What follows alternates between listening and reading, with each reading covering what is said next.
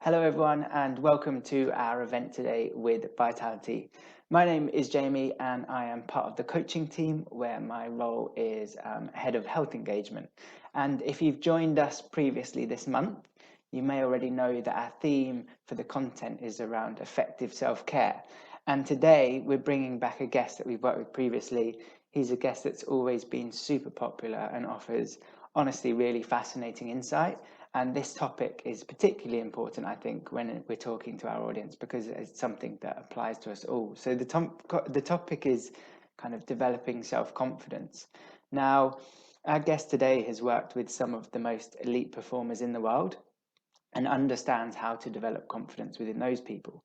But also, what we're trying to do here at Vitality is take those lessons from the highest performers and apply them to our everyday lives. So David Young is a performance psychologist. He previously worked with the ECB and the England's men's cricket team, and now he currently works with Manchester City men's first team. And actually, if I look back at the last session we did with David, one of the questions that I asked him, because we were talking about kind of like dealing with pressure and decision making under pressure, was, is there a difference between the highest performing elite professionals and those to just achieve high performance? And I thought his answer was really interesting, but also really important one to remember. And what he said was that actually there isn't huge amounts of difference, but what the highest, most elite are able to do is they're able to do the mundane things consistently to a high standard. And what I took from that is that actually that's something that we can all do. So David's going to bring in some examples today, which maybe seem far-fetched or they seem way out of our own remits, but actually there's things within that that we can all apply to our everyday lives. So we have considered your questions. I will make sure to bring those in throughout this conversation. And I'm going to introduce David now, who's going to actually guide us through. So David, thanks so much for coming back and joining us. How's things? Yeah, all good, thanks. Thanks for having me. We're well into pre-season now, so yeah, not long till the Premier League starts again. Good. Yeah, it's exciting times ahead. And obviously, I guess on that note, a super successful season for Manchester City last year. You've had a bit of time since that. Have you had any reflections on the season or thoughts on how it all went? It got a bit close at the end, maybe. Yeah, it did. There was a moment. I think I'd be lying if I felt totally confident with 20 minutes to go in that last game when we were 2 goals down. But yeah, it was a brilliant season, and I think, as you often find in sport and in life, if you've got two teams or two individuals that are pushing each other right to the limits, as Liverpool and us did, then you tend to see the best of them. I think, and I think it was credit to the standard of the Premier League, really. Yeah, for sure. And I always get sidetracked when I talk to you, but there's one thing that I'd love to get a fascinating insight on is when you were 20 minutes to go, losing 1-0 at the time, or was it 2-0? No, we were losing 2-0, yeah. 2-0, right? Yeah. So essentially 3 goals to win. What was the feeling on the bench? Like, was confidence there, or were you actually all thinking, are we going to blow this? The feeling on the bench, I can't speak for. I speak for myself, which was that at that stage. I mean, if I'm really honest, you kind of like, well, I don't know if you remember that Liverpool weren't winning at that stage. So even if we'd lost the game with 20 minutes to go, if Liverpool had drawn, then we would have won the Premier League. So I'd really switched to because I sat behind the bench and so I had access to my phone. The people actually on the bench wouldn't be allowed to. So I was following the Liverpool game at that stage Wow. and giving up hope. But it was fascinating. We really get onto sort of some of the constructs behind confidence in a minute. But what was really interesting was that as soon as we scored the first goal, there was such an enormous shift in the whole mood, but in the stadium, the impact that had on the players, and it did feel at that stage like not inevitable, but the momentum shift was so huge. Yeah. Amazing. Well, I'm glad it worked out that way because I think this conversation might have been a bit more awkward if it didn't. No. I'm going to bring up some slides, David, and you're going to lead us through this one. And like I said, we've considered lots of questions along the way. So I gave a really brief introduction to you, but I don't feel like I gave it justice. If I pass over to you to kind of lead us through, that'd be great. Yeah. So again, thanks for having me on. I think this is the third of these I've done. I've enjoyed them all. For those that I haven't met before. So my background is I as a junior I played elite cricket or high level of cricket, played sort of England juniors, and had a very, very short unsuccessful career as a professional cricketer. But during that time, what it did do unwittingly was spark a real interest in me about what it is that kind of sets those that succeed apart. And then when I say succeed, I'm not just talking about succeeding in sport. I'm talking about the people that are able to have this resilient confidence, are able to balance kind of good daily well-being with high performance as well. And they're able to almost view setbacks as opportunities to learn, which we all talk about and read about, but actually do it on a daily basis. And I definitely wasn't one of those. And unwittingly, I kind of, that sparked a real interest in me. I went back after that and studied psychology became a chartered psychologist through the British Psychological Society, and have since worked in, been really fortunate to work with some of the top sportsmen and women in some Olympic sports and team sports as well, and now work with Manchester City, which is learning every day as we're going along. Pretty well, I imagine. Yeah, I think that what we're kind of, again, just to point out, like David, you're going to bring in some examples from these elite environments, but I think what's really interesting and why your story is quite authentic is because you've kind of just mentioned there all the things that maybe you didn't do, and it'd be interesting to know if you had the knowledge that you do now, whether you'd have applied that. And again, like for people watching, that's what we're trying to encourage, is like we can implement this stuff now. And one of the things, and some of it, of course, who knows, but one of the things that I definitely have learned over the years is that there isn't some sort of supernatural power that these people have. That there really is. It's psychological basics done really well, and then they would apply to any context. Of course, a lot of the athletes that I get to work with from a physical perspective are on a another level to most of us. But in terms of their psychological processes, of course, there are personality traits that differentiate all of us. But I would say there's real basics that most of us don't get right, and those that are able to achieve consistent success and happiness do get them right, and we can all learn those. I really do believe that, which is kind of why I really enjoy what I do. So when we first talked about this concept of confidence about a month ago now, I sort of delved back into the literature, and the first thing that jumped out to me was that the stacks of frameworks and theories that kind of contribute to what we might term as confidence, but that there's not even a consistent definition in the psychology literature of what confidence is. And so I kind of tried to come up with one. So this definition I have here, it is grounded in sports psychology research, but I would say that this is kind of my interpretation of it. So it shouldn't be taken as gospel. But the easiest thing to do, actually, when I thought about confidence and those athletes and players that I've worked with that kind of consistently display this resilient confidence, is it's immediately obvious what they don't do and what confidence isn't. So that was kind of the easiest way to come from it. And the first thing is, and this might surprise some people, is that they don't have this unwavering belief that they're going to succeed. So that's the first myth that I would dispel. Like the idea that the most confident people just know they're going to go out there and nail it is completely wrong. And I never see that. In fact, I get worried now if I do see someone that really believes that. The second bit that's really interesting and important, I think, is that confidence is definitely not an absence of fear or anxiety. I think that if you're about to approach a task or a situation that is important to you, any normal person, due to our evolution, will experience a level of anxiety and fear.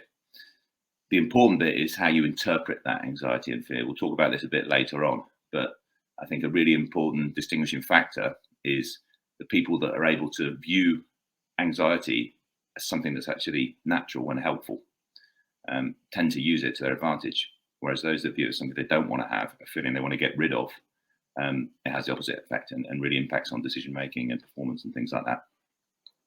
And then the last bit that I think confidence definitely isn't, that's really important, is it's not a stable trait. So again, we see these people on stage, in sports, in life, that we just think that they're just born to do this, and there's kind of some innate trait within them that enables them to be confident. Of course, we do have our own personality traits, and the way that we derive confidence from those differs from each individual, but there's definitely no stable trait that allows anyone to be confident. And in fact, confidence fluctates on a daily basis. We'll get into that a little bit more. So what is it? So this is my sort of mishmash of my experiences and some sort of taking some of the important concepts from the psychology literature. It's a perception as a person that you have the resources, i.e. the ability and the coping resources within your control to meet the demands of whatever's in front of you that day. And it sounds quite simple, but there's three really important parts to that. The first is the word perception.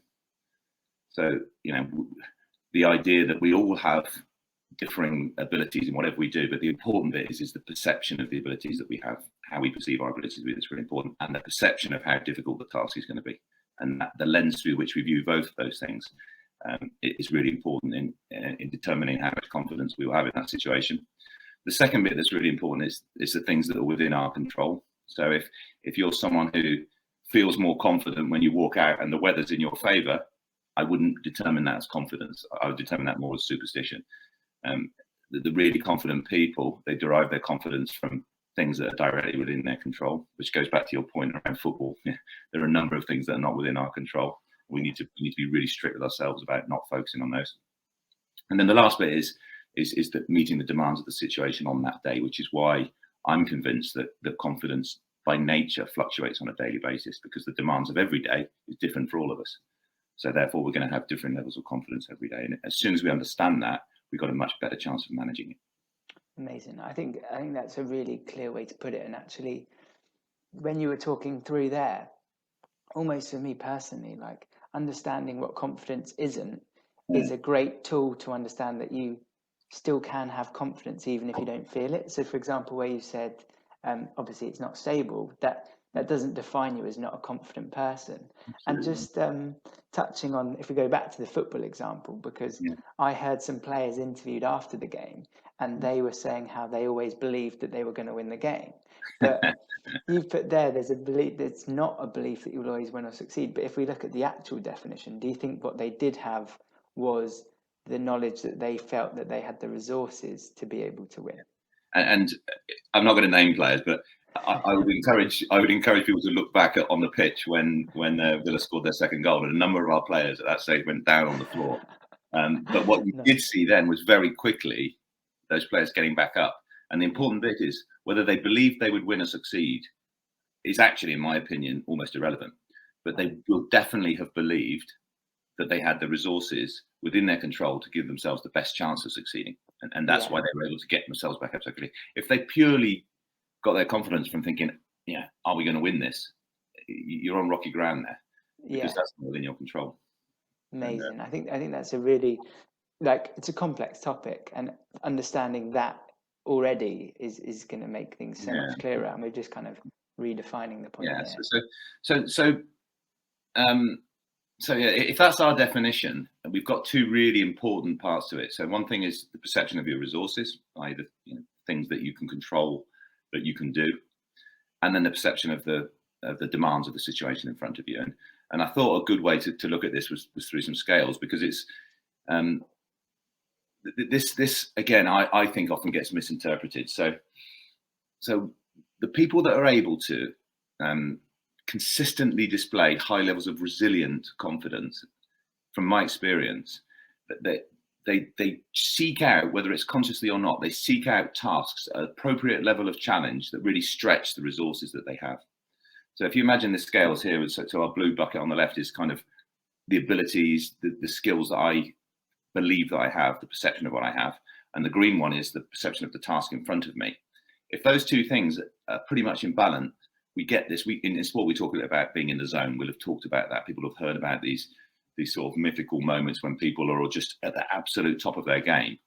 Well, I believe that is when their perceived resources optimally match the task in front of them. And it's really important, because if we don't do this, one of two things happens. If we just go on to the next slide, the first one, which is perhaps the most obvious one, if we find ourselves in situations where we don't feel that we have the resources to match that, we fall into what I would call a threat state, and what in psychology literature we call the threat state. And there's some fascinating research around sort of the psychophysiology of this and hormonal changes in it, and we can pretty confidently say that it impacts on your physiology, but also cognitive, the ability to make decisions, the ability to speak clearly, those sorts of things. So being really clear on what your perceived resources are and seeking out tasks that are not going to overwhelm you is one thing. But that's perhaps more obvious. The second bit, which is perhaps more dangerous for most of us and happens more often, is, if we go on to the next slide, is this one, which is a much more of a slow burner, but in the long term can be at least as dangerous, is where we find ourselves on a daily basis in situations where we're faced with tasks that don't challenge the resources that we have. And this is when we get demotivation, boredom, and it doesn't evoke the same level of sort of immediate anxiety if I need to change this that the previous slide might have. But in the long term, this actually eats away at our confidence as well in a much more subtle and even perhaps more dangerous way, because we're not stretching ourselves. And then gradually our perceived resources become less and less and less. And so therefore we aren't able to meet we're able to meet less tasks and challenges than we would be able to if we didn't try and seek out ones that match our perceived resources. Amazing. I think a question that I have is, if you are someone who is potentially open to risk, so to push yourself, the potential to fail, if you're open to that and you want to go for that, your perceived task difficulty may be high, but if your perceived resource is high as well, you feel like you can do it, and you're making that progression. But I guess my question is, which one comes first? Do you need to be confident to be able to push yourself to fail? Because like that's quite a tough thing to be able to do.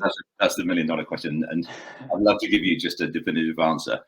The one thing I'll say is, if you're waiting to feel confident before you do something, I don't think you'll ever do it. And that's a combination of, well, that's based on my experience. The majority of high performers that I worked with throughout my life, that they seek out difficult tasks and then they go back and develop the resources, the abilities. And part of those resources is what you alluded to there.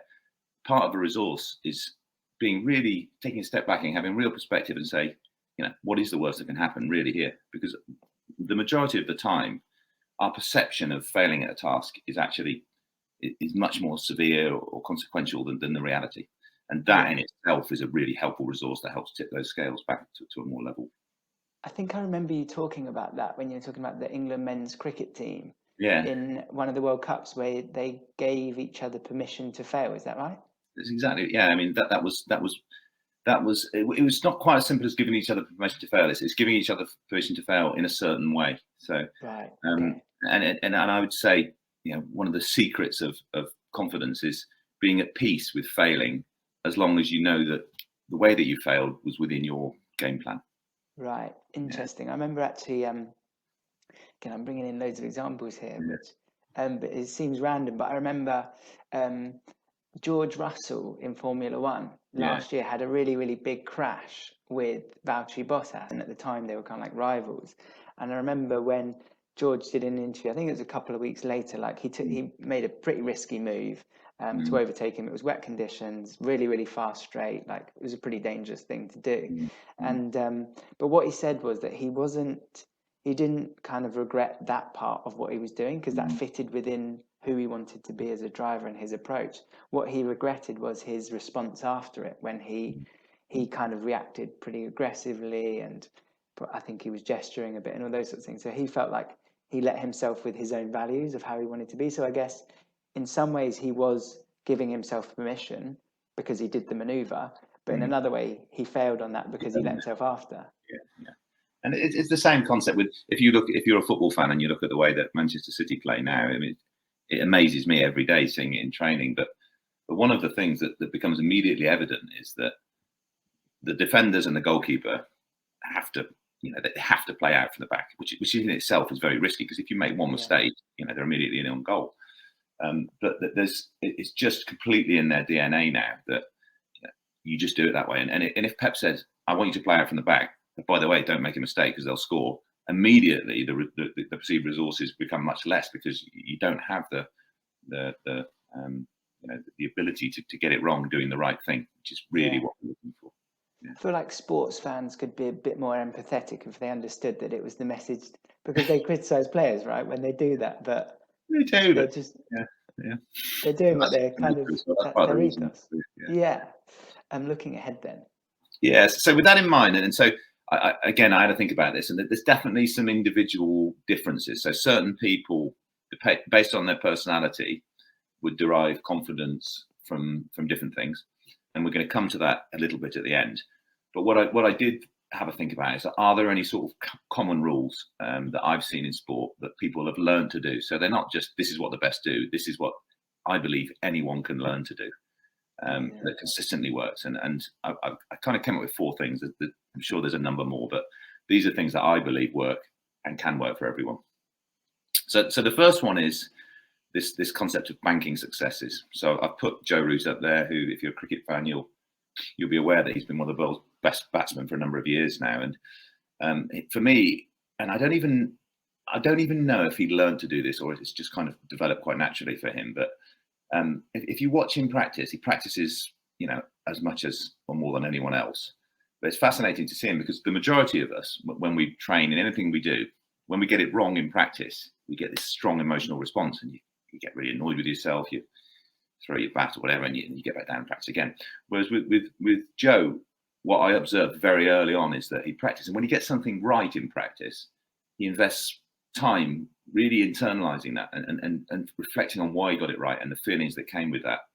And if you look at sort of the theory of memory, and so there's quite a lot to it, but its most simplistic level, you have working memory, which are the things that we have in our mind as we're making cognitive decisions. And then you have the long-term memory, which is pretty much everything we do in our life that gets banked, and we're not even consciously aware of it, but it's in there. And what I observe with people like Joe that are able to internalize success and reflect on the emotions of success, at least as much as, if not more than, when they get stuff wrong, is that they have this positive experiences in the bank, which they draw on. So when they find themselves in challenging situations, unconsciously, they've got this bank of memories which they associate with positive experiences, which they then unconsciously draw on. And the important thing for me here is we can all learn to do this. Yeah. So when we're just having an average day, I think we can all get better at just spending time reflecting on the little things, the little wins that we had throughout the day. It doesn't have to be massive things. With him, it's just literally when he's played a good shot in the nets, you'll see him reflecting on it afterwards. All of us, when we've had a good interaction, especially stuff that we've done ourselves as opposed to feedback we're getting from others, getting better at enjoying that moment, internalizing the emotions, and banking those memories, as opposed to what most of us do, which is having a very strong emotional reaction when someone tells us we've done something badly or we make a mistake and then it's really obvious. We'll spend a lot more time reflecting on that. And in some ways that's natural. And I would say it's very difficult to stop that, but we can definitely get better reflecting on the good stuff as well. And then that becomes habitual over time. One of the questions that we've had, David, which came up quite a lot, was about negative self-talk. Yeah. So do you think, based on what you've just said, do you think that we focus on the negatives too much? And second to that, do negatives have a place though as well? Because you don't want to be naive to the negative. You can't be sort of overly positive. And we're going to get, I think there's a couple of, it's a very important question. And there's a couple of things I would say to that. The first is, when we look at the bit at the end of this presentation around individual differences, some of us are more what I would call threat sensitive. So we're very tuned into the things that could go wrong because it's innate in us. And some of us are more reward sensitive, and by nature will be more optimistic. And if you're someone that is tuned into threats, it's really important that you are very aware of those threats. You don't brush over them and you prepare for them, because that's the only way you're going to feel confident. So second part of your question, yes. Being aware of the threats and preparing for them is really important for some people. However, what the second bit to the question, which I think is really important for all of us, is that all of us at any given time will have tons of thoughts going in our head, and they're coming and going all the time. And the things that I was thinking about 5 minutes ago have gone now, and I'm probably not even aware of them unless they evoked a really strong behavior or emotion. And what we can learn to do is get better at what I would say attaching ourselves to the thoughts that evoke the type of emotion that we want. So at any given time, I will have going through my head some thoughts of what if this goes wrong, and some thoughts of here's some things I could focus on that will help me. And if I learn to focus my attention on the thoughts that give me feelings of confidence, and I can do this by writing them down. Anytime you feel confident, stepping back and thinking, what was the thoughts I have that made me feel that? And this is, again, a lot of top performers will do this. it's not about not having negative thoughts. It's about choosing to focus your attention on some of the more positive thoughts, whilst accepting the negative thoughts are going to be there and they'll come and go like any other thought. Yeah, I think Yeah. it's really interesting, and thing that always comes up for me is like just self-awareness. So like you say, you're not Mm. trying to avoid the negative, but you're trying to focus more on the positive. Yeah, and people will develop techniques for that. I mean, some of the top people that I work with, they'll have literally things like they'll visualize a river flowing through, and then they'll just be thinking, these thoughts are coming and going down the stream. Which are the ones that I want to pick out? Yeah, And just people talk a lot about mindfulness-based meditation, these sorts of things, yeah. Is and that there are something that real you long-term benefits to that if you learn to do those things well. is that something that when you give examples of Joe, Mm. that seems to be something that he does. I also love the fact that he's like praising himself. Like that's so great. Like, I've nailed that shot. It's a really good thing. I think we should do more of. Yeah, But when you talk about like players using their own techniques, is that something that you try and teach them, or is it something that they bring themselves? both. I'm in a situation where I tend to work with people that have pretty good techniques already, hence the Yeah, reason they've got to where they've got to. But there's still, one of the things that I think as well, high performers consistently show is a willingness, and not just willingness, a hunger to keep growing and learning. So yeah, a lot of them are really open to trying this stuff. amazing. Absolutely. And looking at the next one then. Yes. So the next one is around this idea of super strength. So I worked with England squash for a number of years, and the chap at the front there, Nick Matthew, when I first started with England squash, was world number one. So I can't claim um, anything for this. He worked actually with a coach and a psychologist before me, and the psychologist told me he's a very good psychologist, who told me this story about how sort of 4 or 5 years previously, Nick had gone to him with his coach, and they said, look, he was bobbling around sort of 10, 11 in the world, which is very good, but never broken really into the top 10. And they did sort of an old school, one of the first things you do if you're doing your master's in sports psychology, you get your performance wheel out, rate yourself out of 10 on a self-rated profile around all the different areas of your game, the technical stuff, the tactical stuff, the physical stuff, the psychological stuff, and just, can we systematically work out where your weaknesses are that's stopping you getting to the top 10? And they did this, and by the end of it, their main conclusion was, he hasn't got any weaknesses. He's not less than a 7 out of 10 in anything. He's physically Right. a 7 out of 10. He's quick, he's strong, his backhand, his forehand, his short game, his serve, everything. But then it kind of, and this is where the psychologist was so good, dawned on them that actually you've got a really big problem. You're 7 out of 10 in everything, but you're not 10 out of 10 in anything. And the Yeah. world's best, and this is the really important bit, that the highest performers in sport, and the more I work with people in business and in education, I believe it to be true across all contexts. It's not that they don't have weaknesses. It's that they're very, very good at least one thing. So, you think of David Beckham. Okay. If you watch David Beckham in his prime, was he good at heading the ball? No. Was he quick? No. Did he have a left foot? No. Was he good at tackling? Not really. Not really. So how is his passing with his right foot, which is what he invested, I hear, a huge amount of time in training, in and around training, after training. Just his ability to pass a ball with his right foot was better than anyone in the world. And he became, at the time, one of the world's best players. And I think this, when we think about confidence, and I think about the people that are able to sustain high levels of confidence, I believe this is a really important thing for all of us to really consider. Yeah, we've all got vulnerabilities, we've all got weaknesses, of course, and we can't, especially if they're vulnerabilities, we can't completely ignore them. Mhm. But we've got to, and it's actually quite liberating and motivating to consider that what I'm actually really good at. I don't have to go around telling everyone that, but what am I going to be the best at? Yeah. And invest time in developing our strengths. And it's kind of counterintuitive. My son's not coming in. We've just gone through our school reports, and the first thing I do when I look at my son's report with my wife is kind of like, he's got a D in geography. We need to work on that. But and I take a step back and think, well, no, he's actually doing really well in maths. Yeah. So shouldn't we be saying to him, "There's your strength. Get better at that," as opposed to kind of the natural response, which is, we don't want to be really bad at anything because that's the kind of a Yeah. standard. That's a really interesting point, though, especially if you're thinking about like developing, young people. I've got two questions. Mm. How do you know what your super strength is? Yeah. And secondly, I think we've covered this before. So you've given an example here of an athlete who was at a 7 out of 10 with everything already. Yeah, That's a good level to be. When your weakness becomes a vulnerability, do you then yeah, have to focus on that as well? I'm yeah. I not mean, sure I got there, but no, and they're both probably the two most relevant questions that you could ask. So how do you know it's a super strength? Well, there's two bits. The first bit is fairly obvious in that you're good at it, and, yeah, and you're better than others. But most of us can be learned to be good at a lot of things. So the second bit that's really important is that you actually enjoy doing it and it energizes you.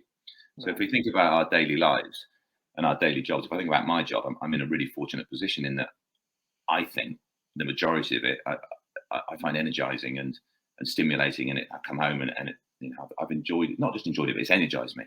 Some parts I've learned to be quite good at, but they drain the hell out of me, and I know they'll never be my super strength, even though over time I've learned to be fairly good at. And I think it's really important that we're aware of the difference between things that we've learned to be good at, but we find draining, and things that are within our nature and innate to our personalities that energize us, because they're the things that you're going to enjoy investing time in.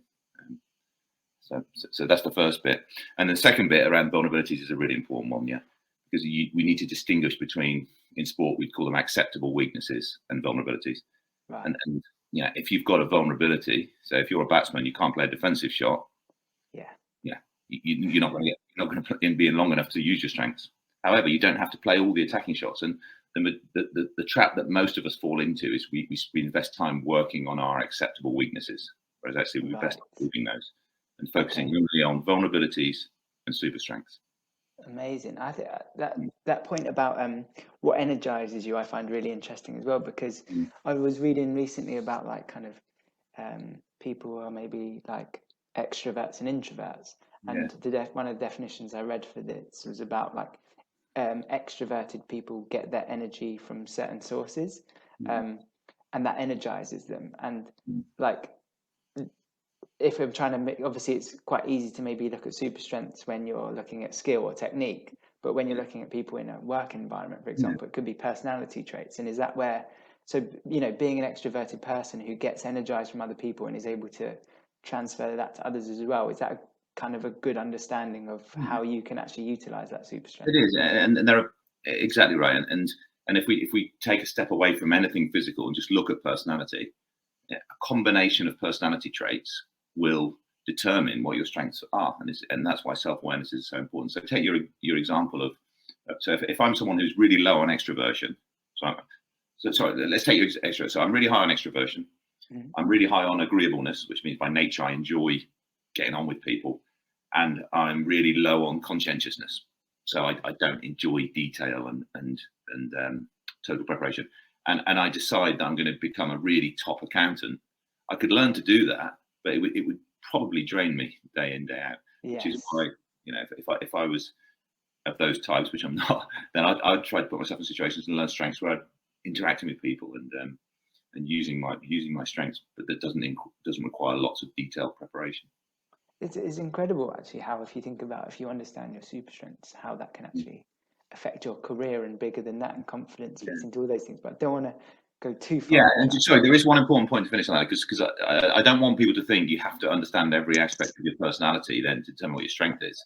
It's almost like Yeah, just think about the things that you're quite good at and really energize you, and that do more of that. I guess that's like the definition of a super strength, is it should be quite obvious. Yeah, unless you haven't been exposed to it yet. But yeah, Yeah. yeah, Okay. Cool. yeah. Amazing. I like this guy on screen. Yeah, Josh, yeah. So this goes back to, I think you said, I was tempted to jump in, but I decided not to. I think you said something around feeling confident at the beginning, and this is a really important one that I certainly have got wrong a lot throughout my life, and I think most of us do. Is that if we view confidence as a feeling, then we're already in a very, very difficult place, because we're going to be reticent to do things if we don't feel confident, and B, there are so many things that are out of our control that are going to determine our thoughts and feelings on any given day. So if I mean, Joss has spoken publicly about this and given me permission to talk about it. So it's his is just a perfect example. Again, apologies for those that aren't cricket fans, but it's relevant to everyone. So 2019, the day before we played the World Cup final against New Zealand at Lords, which biggest day of every player's career. They're in there. Joss asked me to go and have a chat with him in the stands, which we did, and he said something along the lines of, "I just feel that if we lose the game tomorrow, my career will be over. That's how I feel. I feel like I don't think I'll ever want to pick up a cricket bat again." And you might think, well, that's not. He did say as well, if we win, then I'll feel like that's all I ever want to achieve in my career. So, but the important thing is, like, and this is why Joss is so amazing at this, is that he had all these feelings, like very strong thoughts and feelings going on around, basically tomorrow is going to make or break my career. By the end of the conversation, he'd worked out that regardless of how he's feeling, he's got 2 or 3 performance behaviours that involve the way he prepares, the way he watches the ball, and the mindset he has as the bowler's running up. That regardless of how he's feeling, if he focuses his attention on those simple things, he gives himself the best chance of performing. And which is why I would say to everyone, think about what you need to imagine yourself at your best in whatever you do. What do you see if you're describing that person? What are the behaviours that they're adopting? And regardless of how you're feeling, focus your attention on those behaviours rather than too much on the thoughts and feelings that you're having. Because as we said earlier, your thoughts and feelings are going to change, on day in, day out, or even minute within each minute. Whereas if you're really love that behaviours that you need to adopt and just focus on those, they're actually, it's actually really quite liberating because you're not reliant on how you're feeling on that day. Yeah, I think that's amazing to hear that.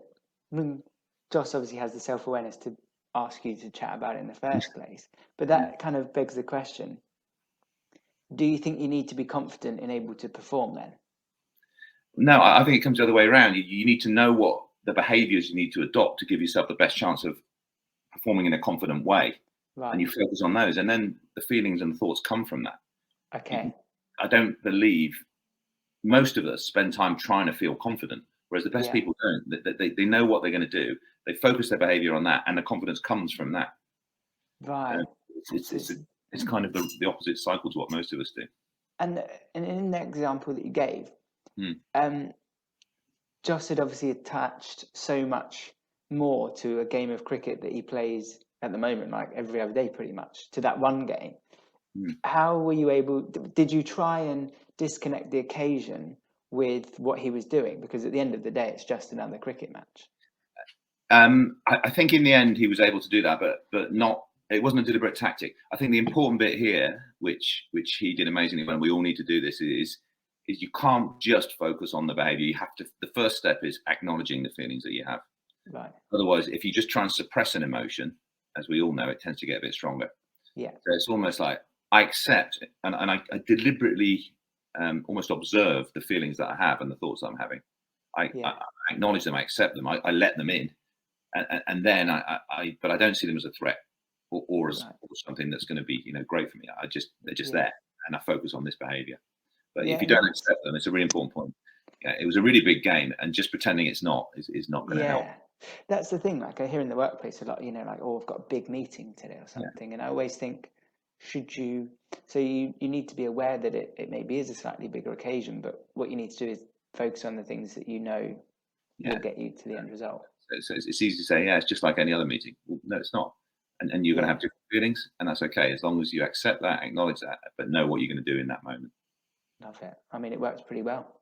I'm going to give you credit for the success. It's easy to say, like all these things, isn't it? Yeah, of course. And then there's Ruben, who I love. He's been a massive influence on us since he came in season before last. And this is the bit where, if anyone was coming to this hoping for some quick, quick fixes and magic things they can do, like look in the mirror and call themselves a tiger, then I'm afraid that this is gonna deflate some of you. In that, like the majority, in fact, you can't skip over the fact that the most successful people, they gain their confidence and then the behaviours associated with that confidence from knowing that they prepared in the appropriate way for it. That doesn't mean lots and lots and lots and lots of thorough preparation necessarily, but it means you know how to prepare for whatever's in front of you, and you can honestly look at yourself and say, I've done it, and then you trust your preparation. Right. And Ruben's a great example of someone that has a real clear pre-performance routine. By pre-performance routine, I'm not just talking about the day of a game. I'm talking about days out from a game.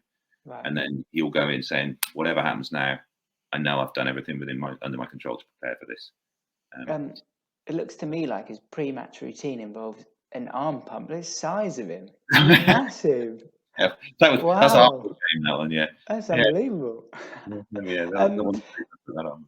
yeah, I was going to say, I'd be keen But for that picture to go just around. to finish on that, it's easy to give an example about a match, whereas I get that most people's lives aren't as clean cut as that. You don't have like, right, today I've got a really big presentation and I'm going to nail it. It's more day in day out, but it's more knowing what you need to do day in day out to give yourself a bit and doing, I'm afraid, some of the more mundane stuff, because that's where you get your confidence from, knowing that you've done the bits to give yourself the best chance of succeeding within your control. I know there's going to be so many people that are fascinated by like Premier League footballers. So are you able to give us some insight into like what those few days before the key things he needs to do are? Yeah, so this is where it's so. I think we're going to get onto individual differences now. It is so individual. So I know some people who that they'll say the day before a game they'll just need to do anything except think about that game there. So they'll go off. The people that they spend time with, for almost all of them, is really important. So they'll know the types of people that are going to make them feel in the sort of states they want to be in. But then you've got others who have very, they almost feel like superstitions, but they're not, because there's a rationale for each of them, where they'll have very systematic, what they eat, when they eat, the sort of any physical stuff they'll do. A lot of them will do visualization, so they'll get them the night before the game. They'll imagine themselves in very specific scenarios and the movements they'll make, the feelings they'll get from that through their own eyes. And again, there's stacks of evidence around the benefits of visualization pre-event, and the impact that has in terms of confidence when you're actually there. Well, and that's another question that came up a lot before, is around superstition. So how do you look at that? Because obviously the risk with superstition is if you don't do it, does that mean that it affects your confidence? So and also I used to be really superstitious, and it got to a point where it was too much. Before every race, I'd have to do so much stuff that it was taking hours. So how do you work with that? When I'm working with guys that are coming up from the academy into the first team, you often find that they have a lot of superstitions, and the things that they're able to do, where they don't have to do lots of press conferences and things like that, they now can't do. So it's like going. It's a very subtle but very important difference between a pre-performance routine and a superstition. So almost going through your list of stuff and actually genuinely working out how each part is going to contribute to your performance. And if putting on your left sock first is really not one of those, then you just cut it out. And that's a good point. Whereas when you eat and what you eat, it could be a really important part of the routine. That's not a superstition. Yeah. Now I think of it, none of the stuff I did was important at all, and I feel like I've wasted a lot of time. No, I'm sure some of it was. Yeah, so we've talked already quite naturally about a lot of this, and this is where I would encourage people to those things we've just talked about. I would definitely argue a fairly sort of broad rules for all of us, but there are certain frameworks that I would consider. So the first one we've talked a bit about already. So if we look at the chap on the left there, Alistair Cook, who is England's most successful opening batsman in Test match cricket, and the chap on the right, Jason Roy, who's one of our most successful openers in limited overs cricket. In many aspects, not all, but in many aspects of personality, there would be opposites. So if we take one, which is the one I talked about around threat and reward sensitivity, for Alistair Cook to feel confident, he would need to go through every way that the opposition is going to try and get him out, everything that could possibly go wrong, prepare for that, watch video footage, which sounds counterintuitive, of the opposition at their best, bowling their best ball, trying to get him out so that he's prepared, so that he then feels the confidence to go in knowing that I've done everything I can to negate everything that could go wrong. Jason's the opposite. So he would be much more reward sensitive. The opportunity to get his confidence, he needs to know how he's going to hit his boundaries, where he's going to, each bowler, where he's going to take them down, where's the opportunity to score off them. And if we fall into the risk of thinking that we all need to think like Jason, which a lot of sort of pop psychology says, we've got to be positive, we can only view things through an optimistic lens, let's not think about the negatives, then at least half of us are going to be missing out on some really important stuff. So again, I would ask everyone to consider around this framework in particular, do you feel at your best when you've really thought about everything that could go wrong and prepared for it, or when you've thought about all the opportunities and how you're going to take up? And some of us, by the way, these two systems are not mutually exclusive. So you could be high in both. Some people need to do both. But the risk is we view people like Alistair Cook as negative. So in meetings, they're pointing out the things that could go wrong in team meetings, whereas actually they're just being prudent, and it's really important that we consider that, and not only have this sort of concept of rah rah rah positive psychology all the time. I'm not a believer in. So to overly simplify probably what you're saying, in terms of to feel prepared, you need to understand your risk and reward threat sensitivity. So if you're someone that needs to in order to feel prepared, you need to understand all of the risks and all of the threat, then you can go out and perform. That's one way of approaching it. You need to have not necessarily understand them all, but because it's impossible to understand them all, but you need to feel like you've prepared for all the ones that you could possibly have controlled for. Right. And then on the other side, someone like Jason would look at all of the opportunity, and that would give him his confidence. Exactly right. Yeah. Amazing. Because it's funny though, because you would traditionally look at those two approaches and say one is a negative person, one is a positive person, but you're saying it's not that at all. Yeah, and it is also important. I mean, there is also a lot of evidence to show that the way that we approach goals is important for confidence. So both Alistair Cook and Jason Roy, they have what I would call an approach goal into orientation. So their goal is to score runs. Neither of them are going out there to not fail. Yeah. It's just the way that you prepare is really important. I think it's also interesting a way that like certain approaches are more celebrated than others. And that's the end result is the same. And that's also cultural as well. Yeah, because we don't. I mean, some of the most efficient performers don't get celebrated as some of them. Like Jay Roy's either the best player in the world or he has a couple of rough games as well in between. David, that's been like phenomenal insight, and I think to be able to take such a huge topic and distinctly put it into 4 key areas has been really beneficial, and I think that so many people will take so much from that, and you've applied it to our everyday lives. There's a couple of questions that I'd love to cover, but I think we've hit like a huge amount here. But one area I think which is interesting and that we haven't kind of looked at is maybe potentially like overconfidence, and also the fine line between being confident and being arrogant. So I guess it's a 2-parter probably. In terms of being overconfident, can that be a negative? And similarly, is arrogance a negative trait, or is it I guess, how would you perceive that?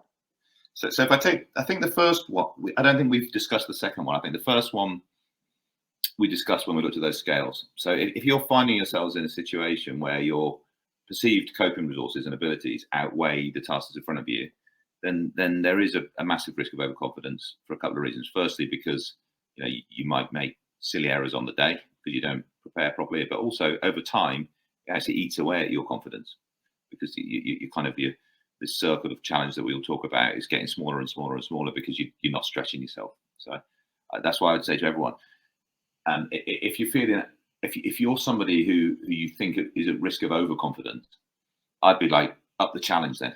Don't rail your confidence back. Okay. Put yourselves in situations that you find more difficult. Sure. So that's an important one, because the temptation is you almost say, you're overconfident, rein in your confidence. No, I'd be like up the challenge. So that's the first bit. The second bit around arrogance is a really, really important one actually, because again, I haven't Googled the definition of arrogance, but my interpretation of it is that arrogance is more about a comparison with others. So actually, really confident people, as a general rule, that they have an approach goal orientation. So they go for stuff as opposed to avoiding stuff.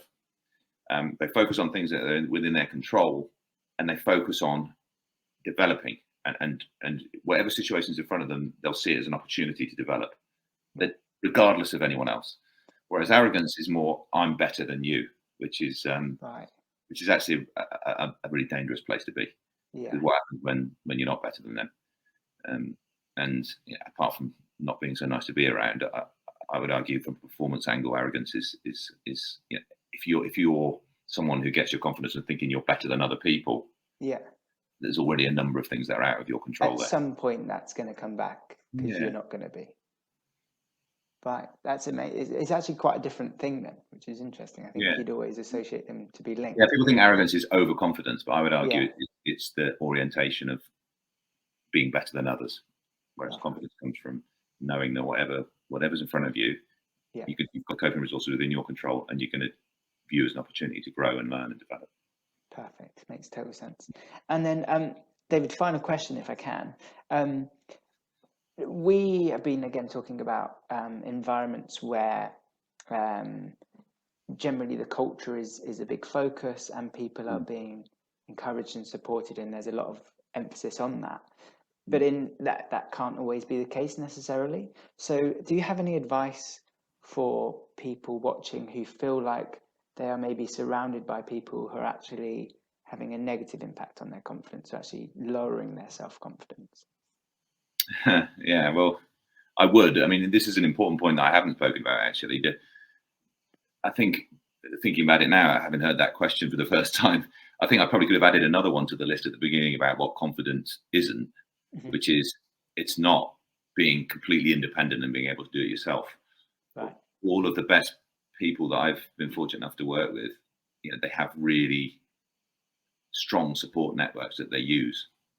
That they don't just go off and do it themselves. So yeah, having the right support network, I can't overstate, I suppose, the importance of that. But I also recognise that you can't always select the people that are around you within sort of the context that you work. So the first bit is, if you've got a choice in the matter, surround yourself with people that both challenge and support you. I would say don't just surround yourself with people that reassure you and pump your tires up, because you need the challenge to go alongside that as well. Yeah. But the second bit, which is I think indirectly related to what you're asking, which is really important actually, is kind of how you having multiple aspects to your identity, and the reason that might sound not directly related, but it is. So if I only view myself, if I take my job, if I look at myself as a sports psychologist, and I'm only a sports psychologist, then the people that surround me at work, which I don't necessarily have a choice in, if they're sucking the energy from me and knocking my confidence, they're not only knocking me as a sports psychologist, they're knocking me, because that's who I am. Yeah. Whereas if I also view myself as I'm a sports psychologist, but I'm also a father, I'm also a part-time, very poor cricketer now that plays with my son. I'm also someone that's interested in a number of other things.